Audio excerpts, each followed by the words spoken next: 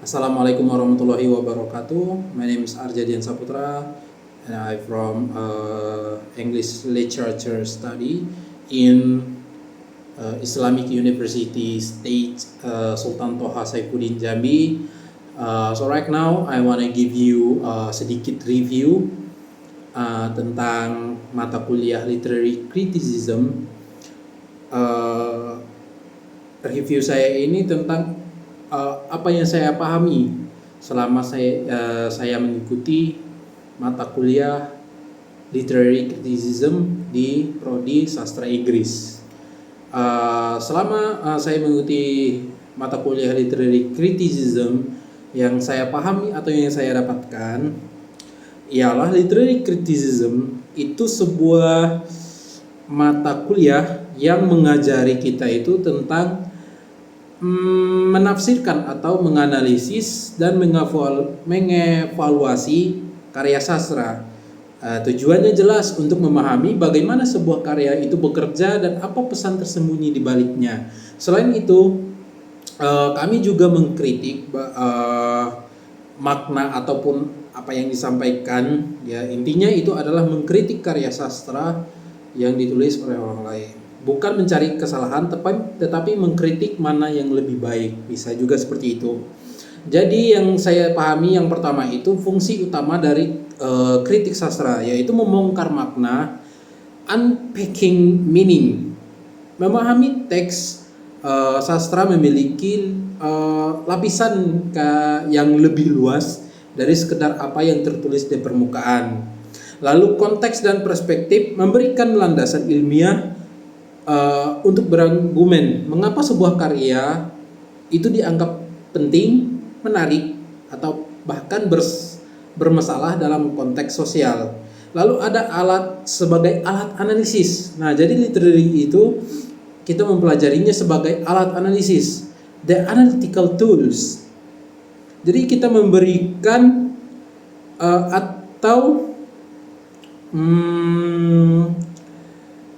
kita itu memberi literary criticism itu memberikan mahasiswa sebuah lensa atau kacamata, itulah istilahnya gitu. Nah, jadi berbeda untuk melihat suatu karya sama dari sudut pandang yang berbeda pula. Jadi intinya itu literary criticism yang selama saya mempelajari bahwa itu digunakan untuk mengkritik sebuah karya. Adapun caranya itu menggunakan sebuah teori. Nah, jadi teori-teorinya itu mulai dari teori formalism, teori psikolonis, teori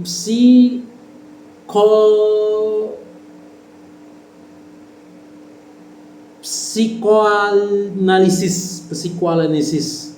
Lalu ada teori feminisme, lalu ada marxisme dan postkolonialisme. Adapun teori formalism atau new criticism, jadi ini fokus pada teks sendiri, mulai dari strukturnya, mulai dari rima, simbol, dan ironi di dalam sebuah teks, tanpa mempedulikan latar belakang, dengan catatan tanpa memedulikan latar belakang penulis atau sejarah dari penulis itu. Jadi teori formalism itu menganggap bahwa karya sastra sebagai benda otonom yang bisa berdiri sendiri. Lalu ada psikoanalisis atau Sigmund Freud atau Lacan. Jadi teori ini itu digunakan untuk membedah kondisi kejiwaan dari sebuah karakter di dalam sebuah karya sastra. Mengapa karakter tersebut bertindak demikian? Apakah ada trauma, misalnya dia memiliki trauma, jadi kita bertanya, kenapa trauma itu bisa muncul? Atau dia memiliki sikap yang sedikit aneh, ya merenung gitu sebuah karakter dalam karya sastranya. Dengan psikoanalisis kita bisa menganalisisnya, apakah ada trauma sebelumnya dari sebuah karakter tersebut. Lalu ada teori feminism. Nah, menganalisis bagaimana gender di dalam sebuah karya itu dipresentasikan, apakah karakter perempuan digambarkan lemah, kuat, atau bagaimana. Jadi lalu kita lanjut ke Marxisme. Nah, Marxisme itu teorinya itu melihat karya dari sudut pandang kelas sosial dan ekonomi. Jadi yang kita kritik itu kelas sosial dan ekonomi kalau kita menganalisisnya menggunakan teori Marxisme. Bagaimana kesenjangan antara orang kaya dan miskin, lalu ada kesenjangan antara pekerja dan pebisnis misalnya. Gitu. Jadi itulah yang kita analisis jikalau kita menggunakan teori Marxisme. Lalu ada teori postkolonialisme. Nah, postkolonialisme itu digunakan untuk analisis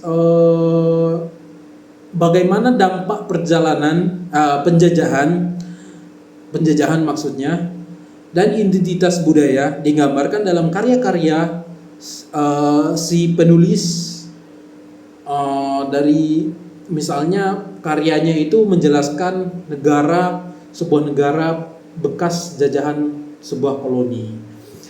Lalu yang ketiga yang saya dapatkan selain daripada saya memahami dari sebuah teori dan digunakan sebagai alat kritik sebuah karya, yang ketiga adalah adanya komponen untuk menganalisis lalu kita mengkritiknya. Jadi ada komponennya, mulai dari outdoor, intent versus reader response, membandingkan apa yang ingin disampaikan penulis dengan apa yang sebenarnya dirasakan atau ditangkap oleh pembaca gitu.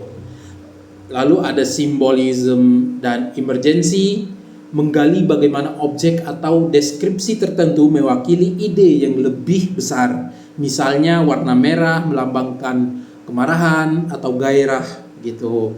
Lalu ada themes dan subtext, menentukan tema seperti cinta, pengkhianatan, atau kebebasan dan pesan yang tersirat di bawah permukaan cerita tersebut.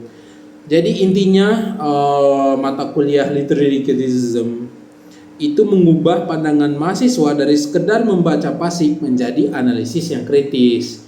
Dengan menguasai berbagai teori, kita itu tidak hanya membaca cerita, ya kita sebagai reader atau pembaca sebuah karya tidak hanya sekedar membaca sebuah cerita, tetapi mampu melihat struktur kekuasaan, kondisi mental, kondisi sosial, dan dinamika yang ada di dalamnya. Jadi literary criticism tidak hanya berusaha memberikan pengembangan pada logika seorang mahasiswa yang awalnya hanya membaca sebagai pasif saja, menikmati cerita, tetapi di sana kita diajarkan untuk mengkritik, ya, memulai logika atau pola pikir kita itu berusaha untuk mengkritik karya tersebut. Jadi kalau dihubungkan ke literature gitu. Jadi sekian yang bisa saya berikan dan itulah semua yang bisa saya dapatkan selama saya mengikuti pelajaran mata kuliah literary criticism. Jadi jikalau ada kekurangan saya mohon maaf. So thank you very much for attention and thank you very much for watching. So assalamualaikum warahmatullahi wabarakatuh. See you.